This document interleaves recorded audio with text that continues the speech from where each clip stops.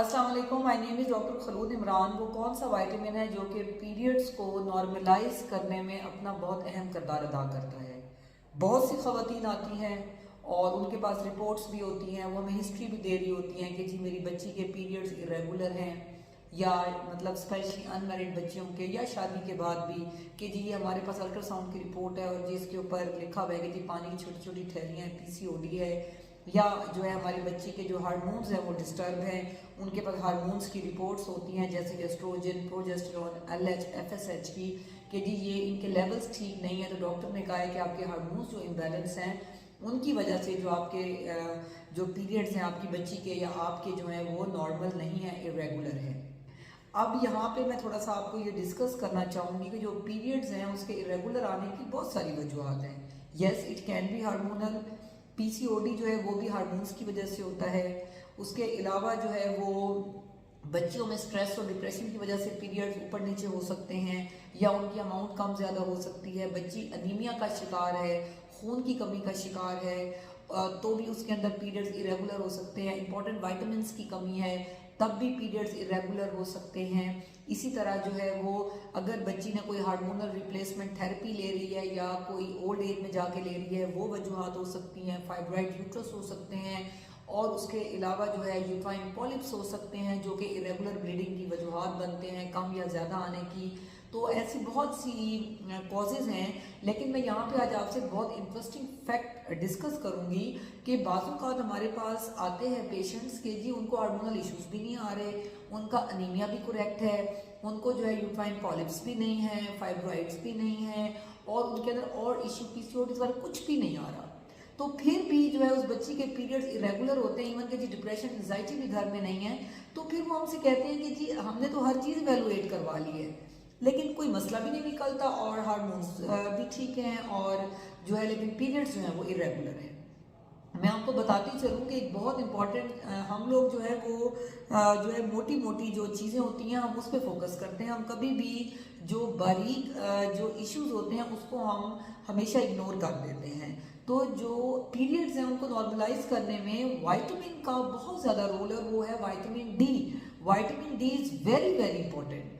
Vitamin D जो है वो जाके असरअंदाज होता है एएमएच पे, एंटी मुलेरियन हार्मोन पे, जो कि फीमेल के हार्मोन्स को जो है नॉर्मलाइज करने में बहुत ज़्यादा उसका इंपॉर्टेंट रोल है। अगर वो डिस्टर्ब होगा, बाज़ वक्त क्या होता है कि जी डॉक्टर एएमएच लिख के दे रहे होते हैं कि जी आप ये हार्मोन करवा लें, फिर जब एंटी मलेरिया हार्मोन जो है उनका डिस्टर्ब आता है तो वो उसको करेक्ट करने का कहते हैं, तो वहाँ पे लाजमी डॉक्टर रिकमेंड करते हैं कि आप विटामिन डी अपने लेवल्स जो हैं वो भी चेक करवाएं। एंटी मलेरियन हार्मोन के डिस्टर्ब होने की वजह सिर्फ विटामिन डी नहीं है, लेकिन in most of the cases जो है वो विटामिन डी जो है वो कॉज है एंटी मलेरियन हार्मोन की। 25% फीमेल्स यानी कि आउट ऑफ 100 अगर 25% औरतें ऐसी हैं या जिसमें मैरिड अनमैरिड दोनों आती हैं कि जिनके पीरियड्स जो है वो इरेगुलर हैं, डिस्टर्ब हैं, और उनमें विटामिन डी ही कॉज है उसकी कमी। उसके अलावा विटामिन डी इंसुलिन पे इफेक्ट करती है, तो विटामिन डी है वो एंड्रोजन्स पे इफेक्ट करती है, जो कि मेल हार्मोन्स होते हैं, तो ऑटोमेटिकली फिर फीमेल की जो स्किन है उसमें एक्नी का आना, पीरियड्स का इरेगुलर होना, या वेट गेन होना, या उसके साथ जो है हेयर ग्रोथ का होना, ये बहुत ज़्यादा कॉमन है। तो जो विटामिन डी है उस पर स्पेशली मैं कहूँगी कि जब एक बच्ची को पीरियड स्टार्ट होते हैं तो उनकी मदर्स को चाहिए कि वो विटामिन डी फोकस करे। विटामिन डी हमें कहाँ से मिलता है? विटामिन डी हमें सनलाइट एक्सपोजर से मिलता है, क्योंकि जो है बच्चियाँ अगर स्कूल जा रही हैं तो बस क्लास में बैठी हैं, फिर घर आके रूम्स में बैठी हैं, तो बच्चों को आउटडोर एक्टिविटीज़ करने दें ताकि वो सन एक्सपोजर हो। उसके अलावा उनको ग्रीन लीफी वेजिटेबल्स का आप बहुत ज़्यादा जो है वो आदी करें, क्योंकि जो है बच्चे जो है वो सब्जियां शौक से नहीं खाते। वो कहते हैं कि जी हमने मीट ही खाना है, या हमने चिकन ही खाना है, या हमने स्नैक्स ही लेने हैं, या वो जंक फूड्स की तरफ जा रहे होते हैं। तो आप प्लीज़ ऐसा ना करें। बच्चे को जो है वो कैल्शियम विटामिन डी बच्चियों को रिकमेंड करें कि आप ज़रूर लें, और उनको दूध का भी इस्तेमाल लाजमी करें, क्योंकि कैल्शियम और विटामिन डी आपस में इंटरकोनेक्ट हैं। तो ग्रीन लीफी वेजिटेबल्स के साथ साथ जो विटामिन डी है वो हमें इंजेक्शन और टैबलेट की सूरत में भी मिलती है।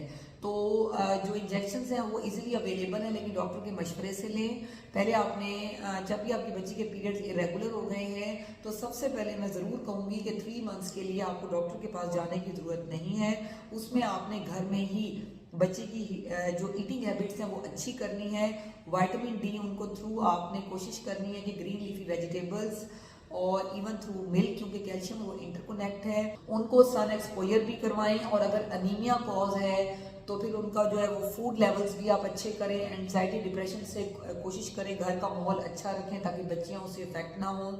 और इवन बिफोर मैरिज और आफ्टर मैरिज भी जो है वो घर का माहौल बहुत पुरसकून होना चाहिए, क्योंकि जो पीरियड्स हैं वो उनके जो मेन हार्मोन्स हैं वो जो है ब्रेन से रिलीज होते हैं। तो ऑटोमेटिकली जो है जब आपका ब्रेन ही रिलैक्स नहीं होगा वो एंजाइटी डिप्रेशन का शिकार होगा।